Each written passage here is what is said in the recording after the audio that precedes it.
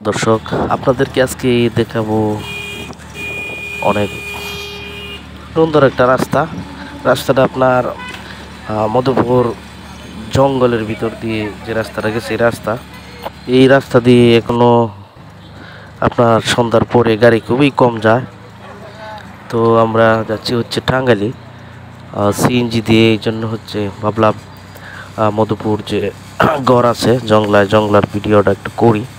তো দুপাশে কিন্তু জঙ্গল, প্রায় 5 কিলোমিটারের মতো। আপনারা যদি কোনো সময় আসেন তো এই জংলা চোখে পড়বে।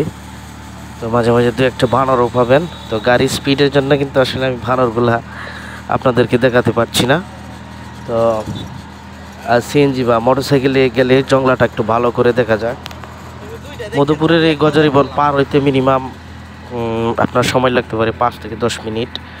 তো আসলে অবশ্যই সাবধানে এই রাস্তা দিয়ে ব্লক করবেন, যেহেতু দুই পাশ দিয়ে জংলা, একটু সতর্ক থাকায় আমি মনে করি ভালো। তো আমরা যাব যে আপনার মধুপুর। তো মধুপুরের আনারস, কলা, এগুলো একটা ভিডিও আমি দিব নেক্সট পর্বে ইনশাল্লাহ।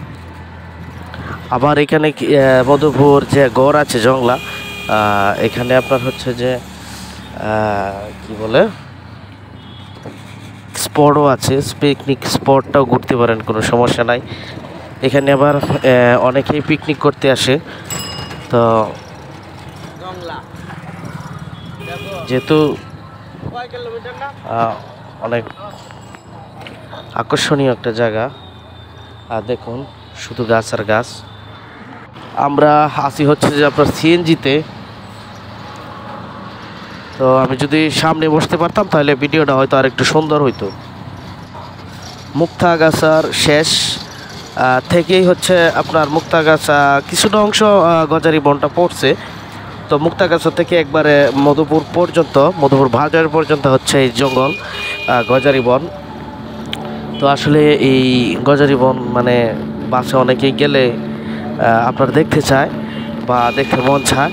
তো যেই দেখবেন একটু সতর্কতার সাথে দেখবেন, বিশেষ করে সন্ধ্যার পরে এই জঙ্গল দিয়ে পার না হওয়াটাই সবচেয়ে বেটার আমি মনে করি। তো দিনের বেলায় ট্রাভেল করা অনেক ভালো।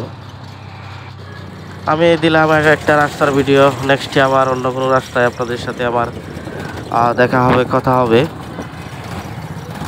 বিশেষ করে এই রাস্তাটা আগে অনেক খারাপ ছিল, ছোট ছিল, এখন রাস্তাটা অনেক বড় করছে। প্লাস